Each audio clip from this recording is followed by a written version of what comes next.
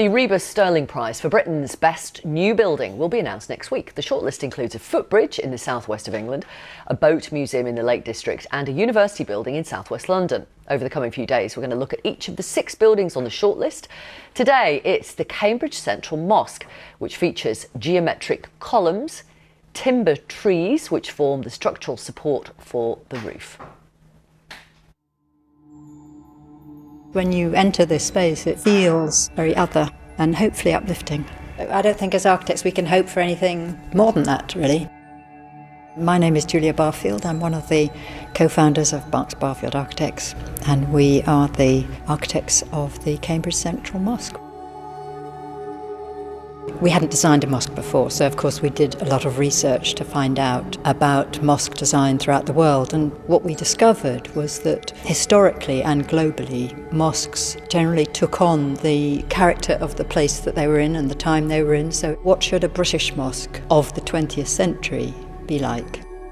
David, my partner, was the one who came up with this idea of the glade of trees and the garden of paradise.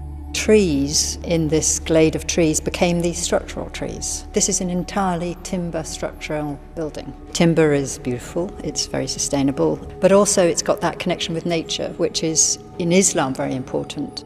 That's also one of the kind of features of this place, is that you naturally somehow look up, which seems appropriate for a sacred space. It's a space that's used by the whole community, not just the Muslim community. The idea is that the mosque is not just a place for worship. It's so lovely to see. There's that sense of pride and ownership from not just Muslims in Cambridge, but also the wider community too. You're sort of met with this immediate calm and sense of peace, and it's something that visitors get to experience once or twice if they visit, but something I get to experience every day, so it's just phenomenal.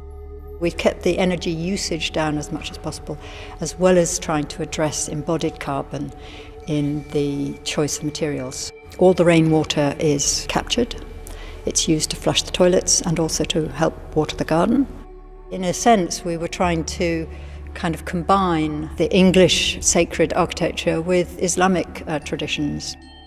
We wanted to construct something that was a symbol of hope, that this difference is not just about problems of integration, but is about the inherent interest of bringing together different narratives, different civilizations, different ethnicities, languages, cultural communities. It's a kind of celebration of the very central contribution that Islam brings to the rainbow diversity that is what makes modern Britain so fascinating.